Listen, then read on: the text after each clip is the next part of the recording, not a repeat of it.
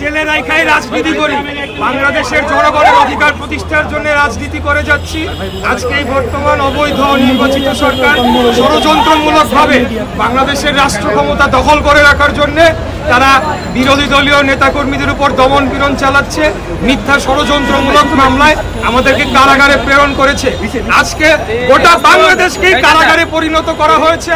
এই অবৈধ সরকার তারা বাংলাদেশের জনগণের উপরে বুকের উপরে গুলি চালিয়ে আমাদেরকে হত্যা করে, আমাদেরকে মিথ্যা মামলায় জেল জুলুম কারাগারে প্রেরণ করে বাংলাদেশকে দখল করে রেখেছে, বাংলাদেশকে লুটপাট করছে, বাংলাদেশের ব্যাংকগুলোকে লুটপাট করেছে, বিদ্যুৎ খাতে লুটপাট করছে, সমস্ত কিছু ধ্বংস করে ফেলেছে।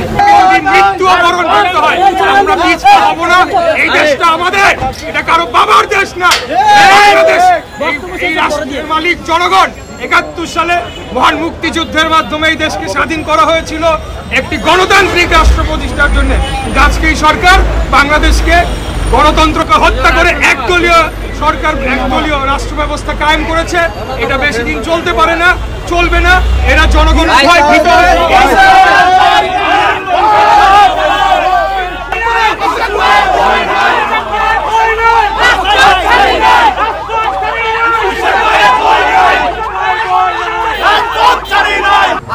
আজকে শেখ হাসিনা বা ওবায়দুল কাদের এখনো কিভাবে বলে যে জনগণ তাদের পক্ষে আছে, যে জায়গায় জনগণ তাদেরকে বয়কট করেছে।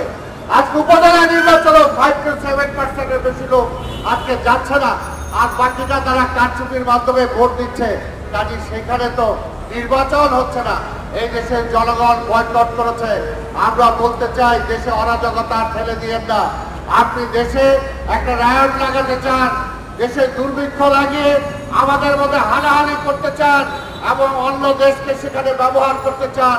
বিশ্ব রাজনীতি আজকে মোড়লদের মধ্যে বাংলাদেশকে একদিকে ঠেলে দিয়ে আজকে সেখানে বাংলাদেশকে ক্ষতিগ্রস্ত করতে চান।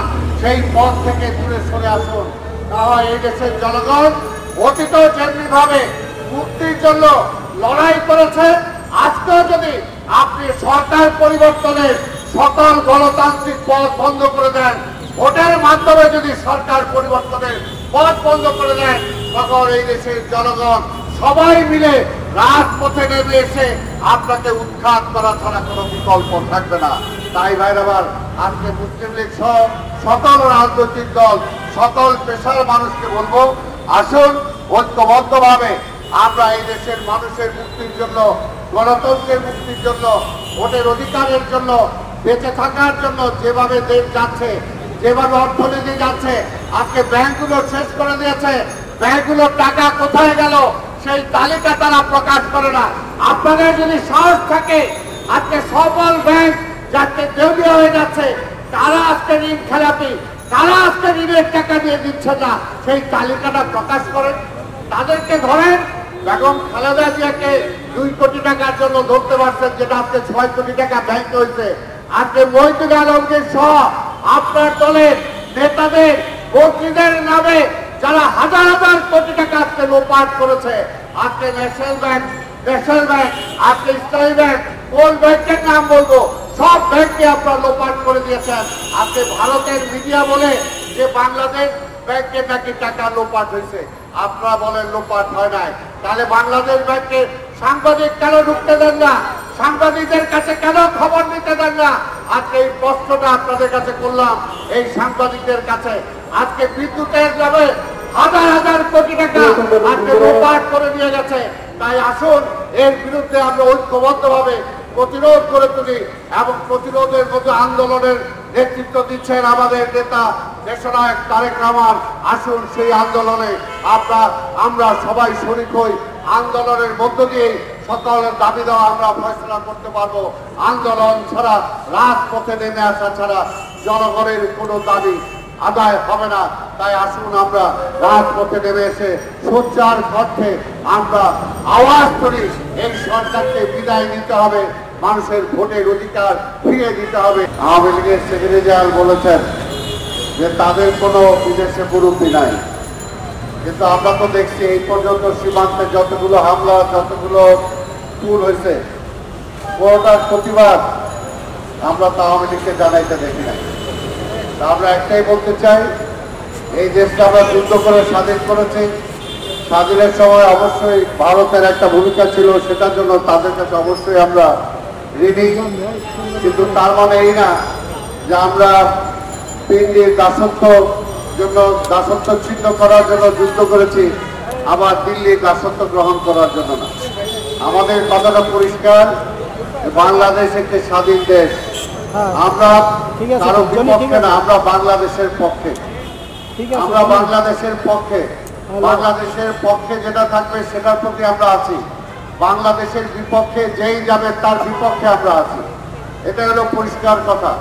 আর আজকে সবচেয়ে বেশি যেটা প্রয়োজন হয়ে পড়েছে, যে আপনারা দেখেন যে গত 3টি নির্বাচন হলো, গত 2টি নির্বাচনে বিশেষ করে প্রতিবেশী ভারত যেভাবে আওয়ামী লীগকে ক্ষমতা আনার জন্য উন্মুক্তভাবে তারা যেভাবে ভূমিকা গ্রহণ করেছে, সেটা কোনোভাবেই একটা স্বাধীন দেশের পররাষ্ট্রনীতি সেখানে আছে অন্তত সেটা আমরা মনে করি না।